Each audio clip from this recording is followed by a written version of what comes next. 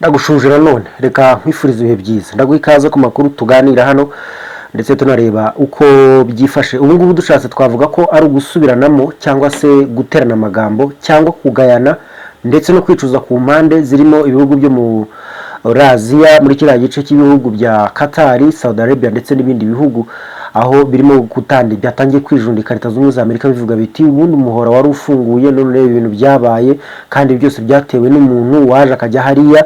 Ariko no muri Leta Zunze Ubumwe za Amerika inteko ishinga amategeko ngiye kwicaza Pentagon Minisitiri w'intambara wa Leta Zunze Ubumwe za Amerika ndetse n'uwitwa General Kane, uyu ni umugabo mukuru w'ingabo za Leta Zunze Ubumwe za Amerika zose cyangwa se zihuriweho byitwa joint, aho barimo gusobanura byagenze bite mu muhora wa Hormuz kugira n'iyi saha Iran bitarashobora kuwufungura, namwe ubwanyu mutarashobora kwirukana Iran aho hantu.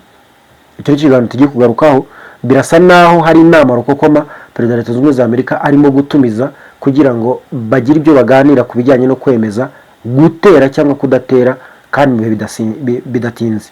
Uyu ubona ni Minisitiri w'Ububanyi n'Amahanga w'igihugu cya Qatar. Minisitiri w'Ububanyi n'Amahanga w'igihugu cya Qatar hano yari arimo agaruka ku ngingo yo kuba igihugu cya Iran cyarihaye uburenganzira, byabaye uyu munsi ku itariki 12 cyarihaye uburenganzira bwo gukontorora Hormuz nkaho Hormuz ari yacyo. We akavuga ati ubundi nta gihugu cyakabaye gifite aho hantu nkaho ari ahacyo kandi twese tuhahuriye. Dore ko yabivugaga none. It's an international water corridor that should be always protected and should be always safeguarded. Ati n'amazi mpuzamahanga agomba kurindwa kandi akarindirwa umutekano. This current state of the strait and what's happening over there should never be repeated. Ati uburyo bimeze ndetse n'ibirimo gukorerwa hari ahantu none over there should never be repeated. Ntabwo bikwiye kongera gusubirwamo. And it should be put very clear that kandi bigomba gutangwaho umucyo abantu bose bakabimenya. Anything happens to the strait in the future, kugira ngo ikintu cyose kizongera kuba kuri uriya muhora no mu gihe kizaza by any country, they should be paralyzed for doing such a thing. Gikozwe n'igihugu icyo ari cyo cyose, hano kantu k'icyo ari cyo cyose ugomba kukumvamo umuntu wateye intambara cyangwa se watumye intambara iba. Gikozwe n'igihugu icyo ari cyo cyose kigomba to be paralyzed, ushobora kuvuga kubihanirwa, ariko we aravuga ko kigomba kubabazwa. Ni nkuko wahana umuntu kugera ku rwego rwaho yarwara paralize, urumva ko wamuhanye koko wamubabaje, umubabaza bya burundu byo kumumugaza. Okay, kigomba kumugazwa icyo gihugu. Uyu ni Minisitiri w'Ububanyi n'Amahanga w'igihugu cya Qatar arimo avuga ati ntabwo byari bikwiye ko igihugu runaka cyaza kigafunga cyangwa cyatuma habaho gufunga umuhora Hormuz. Ibyo ni ibihugu byahariye Qatar, nicyo gihugu cyari kitaravuga. Ariko ejo bundi uko twaganiriye kuri Saudi Arabia, kubwira ko Saudi Arabia, igihugu cya Kuwait, igihugu cya Bahrain byanze gutanga ubutaka n'ikirere cyabyo ngo bikoreshwe n'igihugu cya Leta Zunze Ubumwe za Amerika kongera kugaba ibitero bishya ku gihugu cya Iran bitwaje icyitwaga Operation Freedom, Project Freedom. So bakavuga bati ntabwo ushobora kongera gutanga ikirere cyacu, tuzi byatubayeho mu gihe gitambutse. So ahangaha nicyo barimo kugerageza, nicyo barimo kugerageza kuvuga, ndetse byatumye Leta Zunze Ubumwe za Amerika igikorwa yasubukuye cyangwa yatangaje ku itariki 3 ku itariki nyinshi gatangira ku itariki 6 gihagarara z'uku kwezi kwa gatanu, ubwo Perezida wa Leta Zunze Ubumwe za Amerika yatangazaga ko iki gikorwa cyo guherekeza amato ye ngo yongera agende ntawe yatangira. N'ubundi regameto ntawe ufite uyatangira usibye ko Iran isaba utwo dufaranga, kandi Leta Zunze Ubumwe za Amerika ntizigera ituma Iran ibona aho ikura udufaranga, kuko utwo dufaranga dutuma ikura igafatika. Twahoze tubara dusanga nakayabo. Ese nawe uri muri bamwe bahora bahangayitse bibaza aho bakura umuvuzi gakondo utanga ubuvuzi bw'umwimerere kandi bushingiye ku bimera? Wihangayika, igisubizo cyabonetse. Habonetse umuvuzi gakondo utanga inama n'ubuvuzi ku ngo zabaswe n'amakimbirane, kubabaswe n'ibiyobyabwenge namwe abakoraho rikaka mugatandukana n'ibyo binyago, kubivuza indwara nk'umwijima, amibe, rubagimpande, twabazaniye umuti wizewe kandi ukomoka ku bimera. Akarusho kandi kubivuza indwara nk'amarozi, itegano, ibigaburano, nyabingi, ibihuhirano, namwe mwashyizwe igorora. Muganga gakondo yifashisha imbaraga z'ibimera. Dukorera mu Rwanda no hanze hanze y'u Rwanda. Kuba ari imahanga namwe mwihangayika uko dukorana na DHR tukabagezaho imiti yacu kandi mu gihe gito cyane. Ku bindi bisobanuro bariza kuri nimero ya telefone ikurikira 07811676 banzurori urebe ko wanditse nimero neza takumagara yawe hakiri kare atatagutenguha di. Uramutse ufashe miliyoni 500 kuri buri bwato basaba miliyoni 2 kuri buri bwato. Trump yavuze ko haca bahakura miliyoni 500 ku munsi umwe. Urumva mu minsi 30 baba bafite miliyoni mu minsi 30 baba bafite hano miliyari 1 na miliyoni 500. Ubwo ni mu minsi 30 noneho nukuba n'iminsi 365 bazaba bahakuye akayabo k'urufito ni miliyari 182 na miliyoni 500 z'idolari.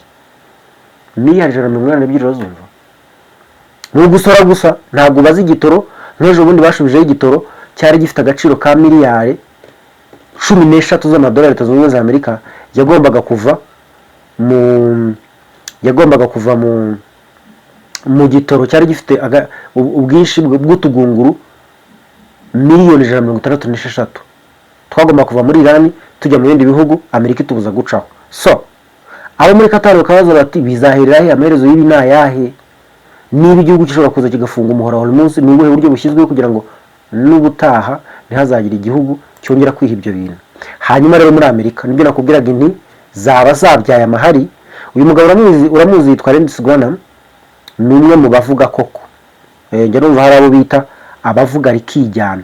Uyu nawe ni umwe mu bavuga rikijyana kuko ni umusenateri uri senior muri Leta Zunze Ubumwe za Amerika, abo bita senior senators. Aba ngaba baba bakomeye cyane muri kiriya gihugu cya Leta Zunze Ubumwe za Amerika. Hano yararimo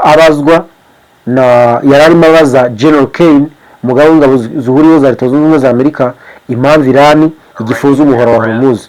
Akibaza ni ubushobozi Amerika yabuze, habaye iki cyatumye umuhora wa Hormuz kugera aya masaha ugifunzwe n'igihugu cya Iran. Are you aware of reports that Pakistan are allowing their bases to be used to park Iranian aircraft? General Kane. Babaje General Kane bati hari inkuru twaganira mu gitondo niya nubwira yigeraho, ariko reka duhere kuri ngiyi. Mu gitondo nakuganirije nakubwira ngo Leta Zunze Ubumwe za Amerika kubera ko ifite umugambi wo gushaka gutera igihugu cya Iran, ariko yirengagije ibyo abahuza bavuga. Biravuga ko yahise ishaka ikihimbira igihugu cya Iran, ibicisha mu cyamakuru bya birimo Wall Street Journal bavuga ko igihugu cya Iran cyahungishije indege zacyo mu gihugu cya Leta ya Pakistan, hanyuma Pakistan ikaza nyuma kugaruka iryarya yigira umuhuza kandi bidakwiye kubera yuko yahishe indege z'igihugu cya Iran. Ariko ngo sinumvamo nikosa. None uyu arimo aramubaza ati, are you aware of reports that Pakistan are allowing their bases to be used to park Iranian aircraft? General Kane. Ati nyakubahwa General Kane we, waba ubizi neza ko igihugu cya Pakistan nubwo kibona nk'umuhuza hari ariko gifite ukuntu cyabitse indege z'igihugu cya Iran zikajya kwihishayo? Kane nawe arasubiza, I've seen one report on that. Well, is it accurate? Arambwira ati jewe rero nabibonyeho raporo imwe gusa. Undi ahita amubaza ati se yari ya nyayo, yari ukuri, was it accurate? So I think based on the variety of classification map. Undi atangira kuzana ibintu by'amabanga ati nshingiye ku makuru menshi y'ibanga mfite. Let me just say, do you agree if it is accurate, that is sort of inconsistent with being a peace mediator? Ati none se niba urimo kuvuga yuko biriya bintu bifite bihurira n'ukuri kwa ufite, ni gute dushobora gukomeza kwemera ko Pakistan ari igihugu gikwiye kunga abantu mu mahoro, peace mediator? So I wouldn't want to comment on that based on the ongoing negotiations. Ahita avuga ati ndumva nashaka kugira icyo mbivugaho bitewe n'ibiganiro birimo kujya mbere.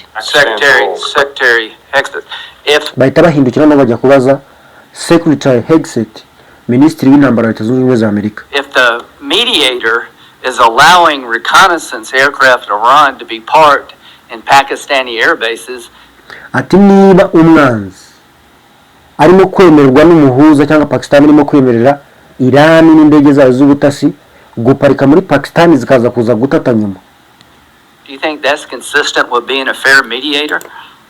utekereza ko ibyo bintu ari biyo cyangwa bigize umuntu ukwiye kuba umuhuza mwiza?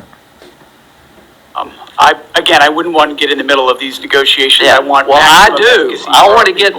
nawe ahita amusubiza ati sinshaka kuvuga ibintu mu gihe ibiganiro by'ubuhuza bikijya mbere, sinshaka kugira icyo mbivugaho. The middle of these negotiations. ahita amuca mu ijambo aramubwira ati nanjye ndabizi ko turi rwagati mu biganiro cyangwa mu mujyi wo kuganira. I don't trust Pakistan as far as I can throw them. ati ariko jyewe ntabwo nizera Pakistan bitewe n'ibyo mbumvaho. If they actually do have Iranian aircraft ati niba bafite indege z'igihugu cya Irani parked in Pakistan bases ziparitse mu bigo bya gisirikare byabo to protect Iranian military assets, bagamije kurinda imitungo ya gisirikare y'igihugu cya Irani, that tells me we should be looking maybe for somebody else to mediate. ibyo bisobanuye cyangwa numva bimbwira ko dukwiye gushaka undi muntu waba umuhuza. urumva ko nakubwiraga mu gitondo. No wonder this damn thing is going nowhere. ati si nkayoberwa n'impamvu ntaho bigana, nkayoberwa n'impamvu ntacyo bitanga. impamvu itagira icyo bitanga ni uko Pakistan yigira umuhuza nyamara atari umuhuza. mu gitondo nakubwiraga ko Leta Zunze Ubumwe za Amerika irimo gukora ibishoboka byose kugira ngo abahuza babe nta kamaro gafatika bagifite muri ibi biganiro, kugira ngo nitangira gukora utuntu twayo izoroherwe nuko ibyo umuhuza icyo gihe azaba avuga bizaba nta gaciro bifite kuko babanje kumwambura agaciro. hashobora no kuboneka izindi mpamvu, ariko iyo ngiyo ni ingenzi cyane kuko Amerika niyo irimo gupanga ibitero na Israel irimo gupanga ibindi bitero ku gihugu cya Irani. buri wese yakwibaza ati se mufashe ibiganiro bya diplomasi muhita mubigira ubusa nanone? ati nuko mwagiye mubigenza n'ubu niko mwongeye kubikora. kugira ngo rero Amerika yirinde ibyo, irabanza igaragaze ko n'umuhuza ubwe yafashe uruhande ntacyo ashoboye usibye guhisha indege z'igihugu cya Irani, kandi ari indege z'ubutasi mu kanya ziri butata aho Leta Zunze Ubumwe za Amerika irasa, zamara kuhatata zikabagaba ibitero ku ngabo za Leta Zunze Ubumwe za Amerika. hano rero nawe nicyo arimo kugerageza, arimo gushaka kuvuga.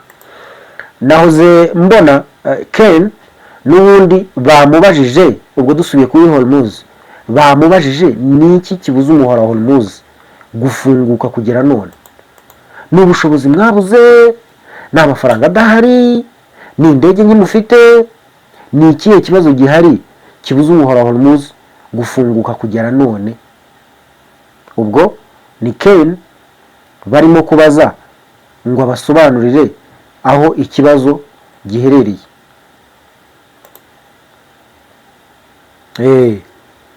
bamubaza kugira ngo abasobanurire aho ikibazo giherereye. noneho we mu kuvuga ku muhora wa Hormuz yaranye avuga ati mwebwe uriya muhora urimo ibibazo byinshi mudashobora no gusobanukirwa neza. ati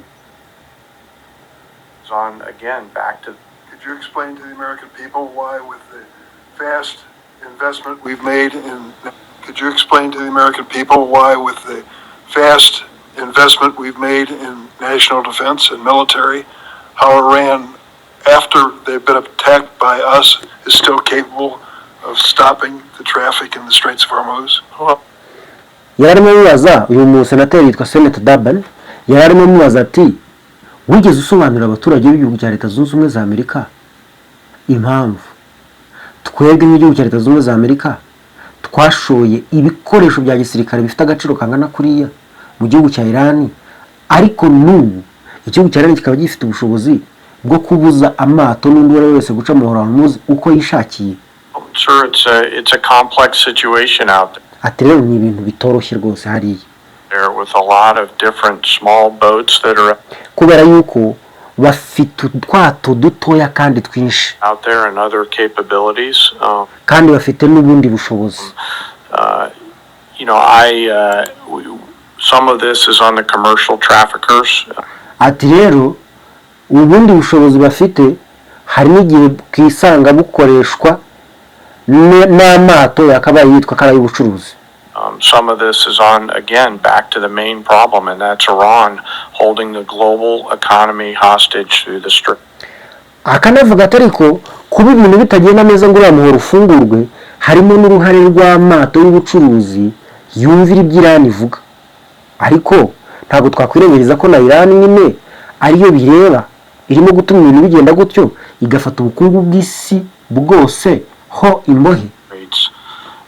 I would encourage them to think wisely about their next moves and to ati rero nanabagira inama burya yo gutekereza bakoresheje ubwenge bwinshi ku cyo bagomba gukurikizaho, take the opportunity to open the straits. They have that choice.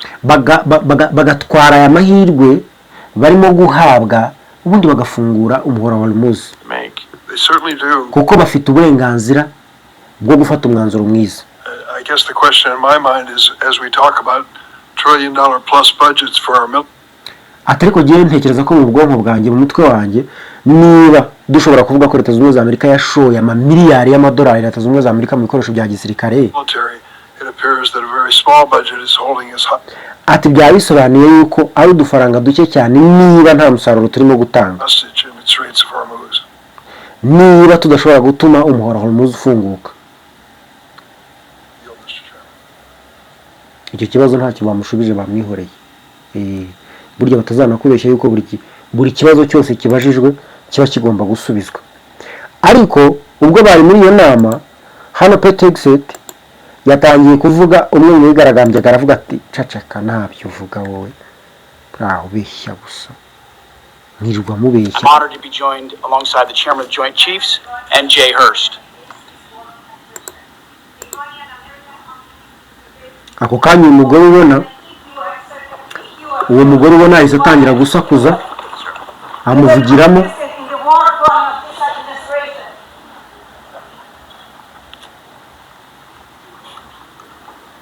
amuvugiramo, bahita bamusohora, ariko amubwira ati yari arimo abwira abadepite ati nimwibeshya mukemeza iyi bije, kuko bagiye gusaba hariya tiriyari imwe na miliyari 500 z'amadolari Leta Zunze Ubumwe za Amerika kugira ngo ashyigikire bije yabo. None nawe akababwira ati nimwibeshya mukemeza ino bije mukayibaha kugira ngo bajye kuyikoresha, muzaba mushyigikiye cyangwa muzaba mugize uruhare mu byaha by'intambara. Ariko Pentagon nta kintu igeze bivugaho.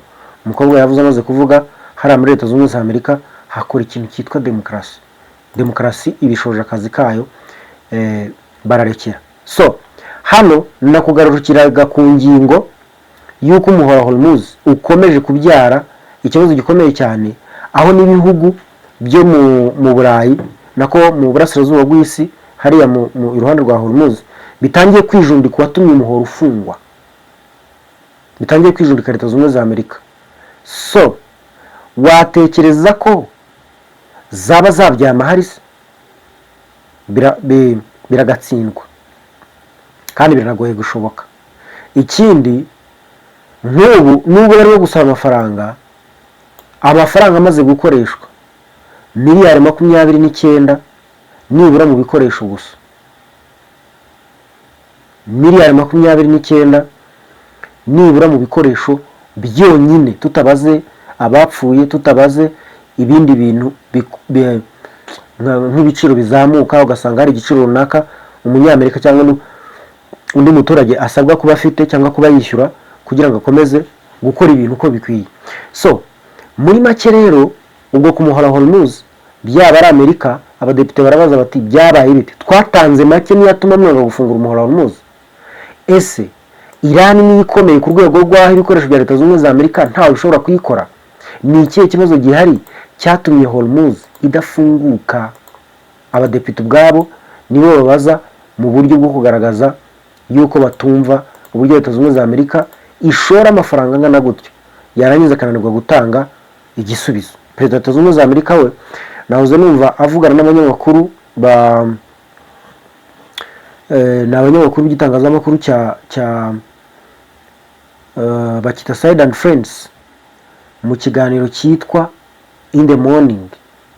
Yari arimo abasobanurira yuko igihugu cya Iran bagomba kugihagarika kirabishaka ntikibishaka bo ntabwo bashaka gutekereza ibintu byinshi. Do you really feel in your heart of hearts that you can stop Iran from enriching uranium and never build a bomb?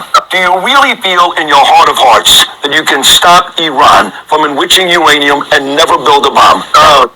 Bamubajije bati wowe mu byiyumviro byawe wumva bishoboka koko yuko mushobora kubuza igihugu cya Iran gukora kirimbuzi? 100%. Ati ijana ku ijana They're going to stop.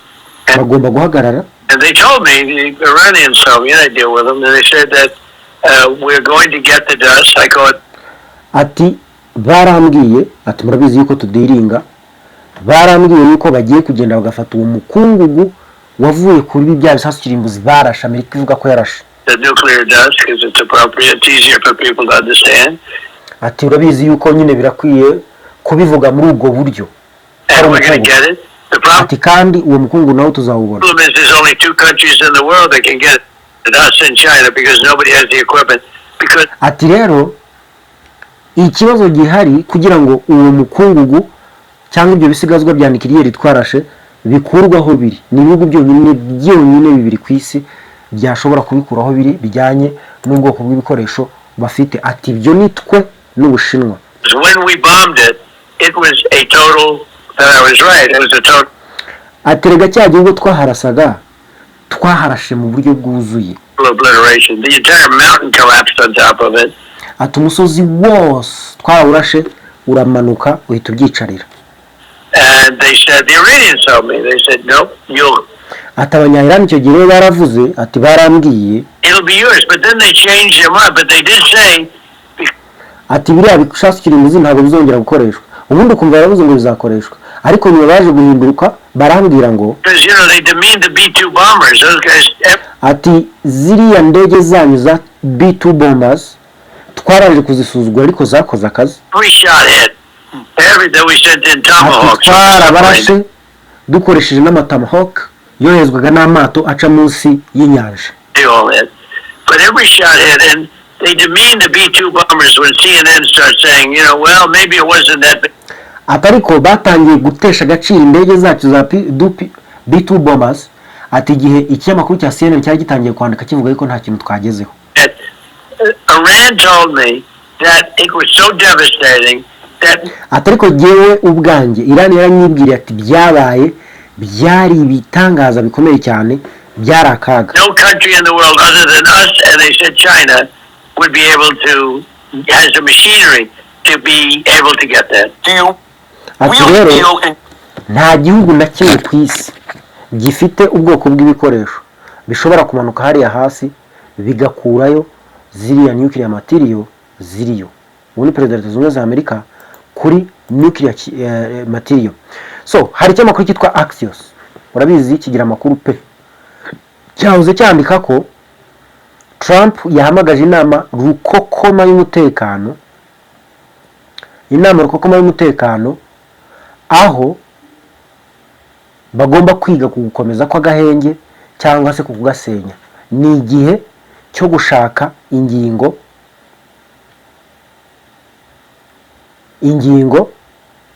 zishyigikira uburenganzira bwabo bwo kujya kurasa hariya, ndetse bakavuga ko nibaramuka batangiye kurasa iyi project freedom yabo izaba irimo kurasa nibura kuri 25% by'aho bagombaga kurasa batararasa mu gihugu cya Iran.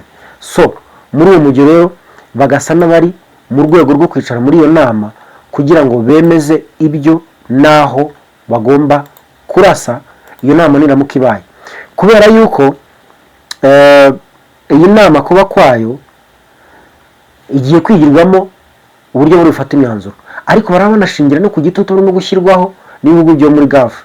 Uribuka ko mu gitondo tukaganira nkubwira ko ibihugu byo muri Gulf cyane cyane UAE na Qatar n'ibindi, Iraq, Saudi Arabia, Kuwait, basabye Leta Zunze Ubumwe za Amerika barabwira ati mufungure uramuhora, ariko nanone niba mutawufunguye nimutumira ufungura wongere umere nk'uko wari umeze. Icyo nicyo kizamifite kimwe byo bari buganiraho muri iyo special room nacyo kirimo. Navuze na Perezida w'igihugu cya Belarus amwita Alexander Lukashenko, yari arimo avuga ati bishoboka bite yuko umuntu ashobora kwicara yarabayeho umusirikare agatekereza ibintu nka biriya yuko ashobora gutsinda intambara atageze ajya kuri te. Do you see a day you are one of the people who is leading a move for a brave new world in the future? You may not be around, I may not be around, maybe. Ati nigeze kukumva wowe ubwawe uvuga yuko ushyigikiye ahazaza h'isi nziza iri imbere. Ati ngiye ushobora kuzaba ntahari, nawe ushobora kuzaba udahari. Uyu ni umunyamakuru witwa Sanchez, ni Umurusiya. Dushobora kuba tuzaba tudahari kugira ngo tubibone, ariko abana bacu bazaba bahari.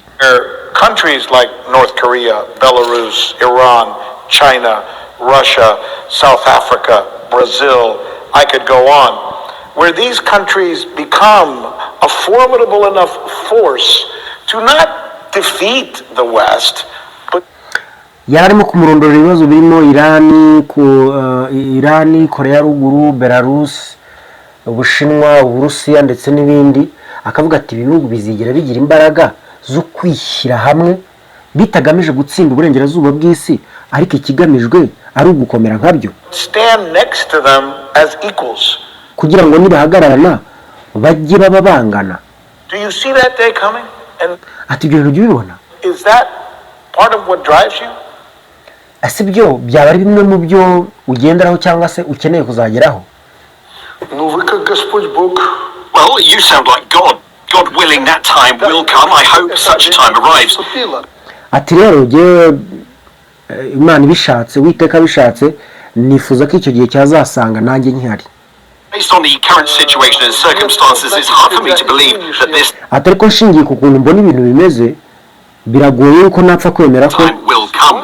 But icyo gihe kizabaho. despite some foolishness and some impulsiveness, Trump did Hari a lot abantu for this. usanga bafite ubujiji, foolishness, ndetse no gufunga umutwe kutari Based ngombwa. on the current situation and circumstances, it's hard for me to believe that this time will come. But despite some foolishness and some impulsiveness, Trump did a lot for this. Trump showed the whole world that your United States of America is not all powerful. Atariko ibyo bigaterwa n'ibyemezo by'ubucucu byakozwe na Perezida wa Leta Zunze Ubumwe za Amerika, byaje no gusoza bigaragaje ko burya Amerika idakomeye. Lukashenko nurimo kubivuga. Нет a superpower. Ahita amubwira ati uravuga yuko Leta Zunze Ubumwe za Amerika itakiri igihugu cy'igihangange? By its power, it is a superpower, but not a super force. Ati yewe ni igihugu gifite ni igihugu gikomeye, a super power, ariko ntabwo gifite a super force, ntabwo gifite imbaraga zidasanzwe. Belarus perezida wayo yitwa Alexander Lukashenko arimo agaruka kuri intambara. Cyari ikiganiro kirekire cy'amasaha hafi 2 yaganiraga n'uyu munyamakuru akanako bakasemo, bishoboka bageruka cyumva. Ni ikiganiro cyiza cyane gifite amakuru, gusa ko cyegamiye ku Burusiya biraza kugorana kuvuga yuko abanyamerika ari uko nabo bakibona nk'ikiganiro cyiza. Reka tugarukirije hano, ibisigana ngo tuza gukomeza kubyegeranya ku bwawe kugira ngo turusheho kukwereka uko isi bihagaze kuri ubu ngubu. Amerika nitagaba igitero cyangwa se kakigaba, uko byegera uko kose amakuru yo tugomba kuyaganira umunsi ku munsi. Ariko umugabo, nshimira cyane umusanzu wo kubiganiro byacu. Mugira amahoro.